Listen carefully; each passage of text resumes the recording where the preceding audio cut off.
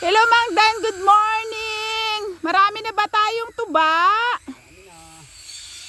Good morning madlang people! Andito po tayo sa farm at kumukuha po tayo ng tuba. No, ang tuba po ay ang sap ng niyog na ginagawang pwede po itong cocoa sugar. Opo, ito po yung aming gagawin na cocoa sugar, and at the same time, ito rin po yung gagawin naming tuba na ibinibenta namin o kaya naman po ay ginagawa naming suka. Wow, ganyan po ang pagkukuha. Makikita ninyo. Yan po, kinukuha na po ni Mang Dan ang ating cocoa sap. At isasalin, medyo nakarami na po siya. So, ilan na yung ganito natin, Mang Dan? Ilang puno tayo? 8 pa lang yan. 8 pa lang. At dadagdagan pa po namin yan. Malakas po ang demand. Mayroon pong gustong kumuha sa amin ng tuba talaga. Ano po? Yan, ganyan po. So, atin pong ginigilitan ng konti. Ano bang tawag dyan? Yan. Tapos, yan. Okay, nakuha na po ang ating sap. At ibinabalik po uli.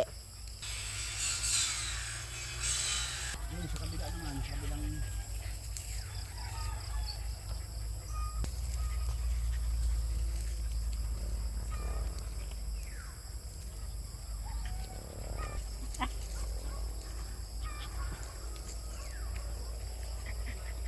Yan. At ito po ay isinasalin po namin dito sa isang lalagyan.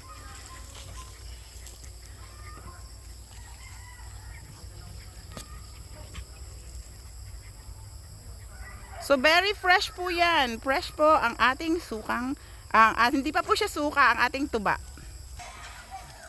Tapos na po natin kuhaan yung isa.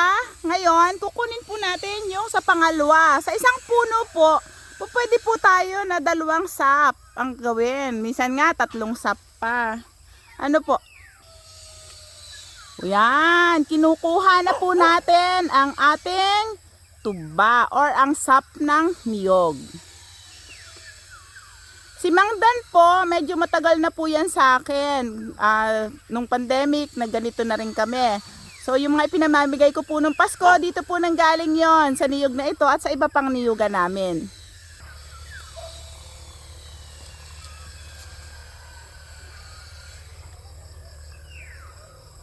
Ganyan po ng paglalagay.